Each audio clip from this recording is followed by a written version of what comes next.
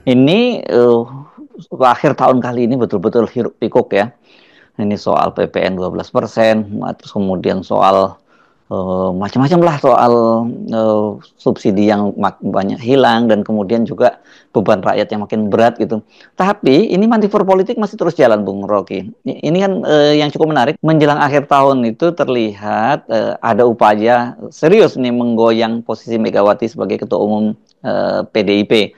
Di Jakarta ini sejumlah spanduk yang mempersoalkan legalitas Megawati sebagai ketua umum PDIP itu bertebaran di berbagai ruas jalan utama di Jakarta, bahkan juga di ruas-ruas jalan tol. Sebetulnya kita bisa lanjutkan logika otoritarianisme berjubah demokrasi, karena begitu jubahnya tersingkap, yang terlihat adalah tubuh otoritarian, dan tubuh itu yang sekarang lagi lalu lalang, mungkin dalam bentuk avatar, dalam bentuk hologram, di dalam benak publik Indonesia ketika melihat bagaimana PDIP hendak diacak-acak. Kita lihat begitu banyak terakhir ini spanduk-spanduk yang dipasang secara masif di sepanjang jalan tol Jakarta Bogor yang dengan terang-terangan mengatakan bahwa Megawati itu adalah pemimpin yang ilegal, pemimpin PDIP yang ilegal.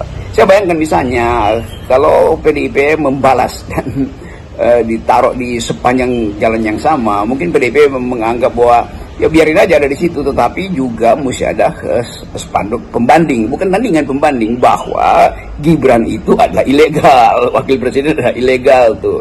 Bagaimana dinamika politik itu kita baca hari ini? Jadi persaingan isu politik itu tidak lagi didasarkan pada semacam keinginan untuk memperbaiki demokrasi, tetapi mereka yang masang spanduk di situ kan dengan jelas ingin membatalkan atau ingin mengacak-acak apa namanya itu Munas atau Kongres PDIP di tahun depan. Jadi terlihat ada perencanaan kejahatan yang dimulai dengan mengedarkan spanduk sebagai persiapan untuk mengolok-olok, mengintervensi, atau bahkan membatalkan ide di dalam kepemimpinan PDIP.